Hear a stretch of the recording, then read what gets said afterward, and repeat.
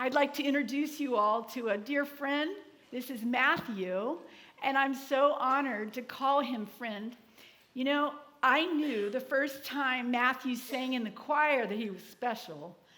But let me just tell you some facts about him first is that he's a single dad, and he's doing an incredible job at that really hard job. Yeah, that's huge. And he works construction. He owns Green Bee Construction. You might see his white truck out around town. But I was so thrilled when he joined the choir. And the first time, because I was leading it, and when he was up there on the top row, I saw these tears running while we were singing. And he apologized to me afterwards. And I was shocked he was apologizing, but he said, I couldn't stop the tears. And it was while we were singing about how merciful and how good our Father is to us. And I knew then that this is a special brother. And I think you're going to agree with me when you get to hear his story. Would you give a warm Twin Cities welcome to Matthew?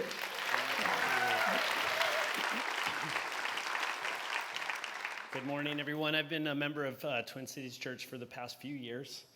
As she mentioned, I'm a father of a beautiful little boy named Miko. He's 9 years old. I love him very much. As a matter of fact, he might be in the other room over there right now. I'm also engaged to this lovely woman over here, Jessica, and that's her mom and my stepdad. In fact, I was just my son's age at 9 when I was first exposed to drugs. By the time I was 17, I had been molested while living on the streets. I was in and out of juvenile hall 9 different times. I spent a year in a rehab and a year in a group home. By my late 20s, my addiction led me to intravenous drug use. My God became crystal meth. One day, my family was done with me, and I had no friends left to turn to. I ran out of every hustle I had to get more drugs, and ended up homeless with nowhere else to turn to. Eventually, I moved to Grass Valley in 2006, and over the next 10 years, I tried everything but God to try to change my life. For 5 years, I woke up in the morning every morning at 4:30 a.m. and did yoga for 2.5 hours. I tried every new age healing modality on the earth. You name it, I tried it. I was even initiated by a guru from India at one point. None of that changed me. One day, I thought I finally found it all. I was engaged at the time. I had a business that was working. We had our own home here in Grass Valley, and my beautiful son, and she left me for another man. It was devastating. I ended up with what was called a major depressive episode, which basically means I wasn't able to function. I found myself on my knees right about that time with the Bible that my mother had given me, reading Proverbs. And it explained exactly the way that I was living and how that leads to chaos and destruction. It also talked about seeking God and his righteousness first, and the fruits and the promises that come from that. I had tried everything else, so I said, all right, God, if this is true, I'm going to dedicate my life to serving you, and if you bless me the way that this Bible talks about, I'll serve you for the rest of my days and profess your goodness any chance I get. Early in January 2017, I came into Twin Cities Church, and with Pastor Brett here in the office, I rededicated my life to Christ. But it wasn't an overnight transformation for me. There were more crashes ahead.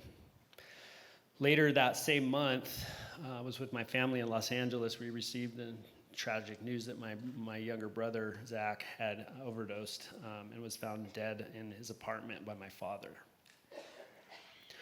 When we had heard the news that he had been dead for a couple of days, I realized that I had been in relapse the day that he died. And I was sure after that tragedy that would be the nail in the coffin of my addiction, but it wasn't. I still ended up struggling with marijuana, alcohol, and pornography. I prayed for deliverance every day. And then I ended up relapsing on crystal meth again. It all happened so fast, I found myself locked in my room.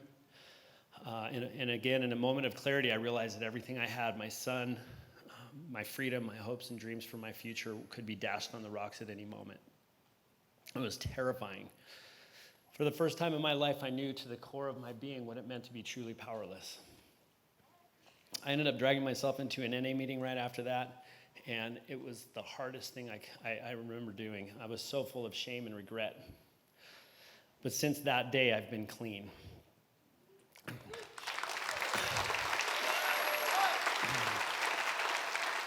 Thank you. Today, I stay actively involved in recovery programs. I've attended Celebrate Recovery here at Twin Cities Church. Every day I surrender. There's not a day that goes by that I don't surrender my will and my life to the care of God. I never want to forget where I came from and what it took to get me here today. Make no mistake, I'm very clear that I can't successfully use mind-altering substances again. But today I'm free, and I know it's not because of anything I did or in my power. It's from confessing to God that I can't do this, but thank God He can. So thank you for setting me free, Lord.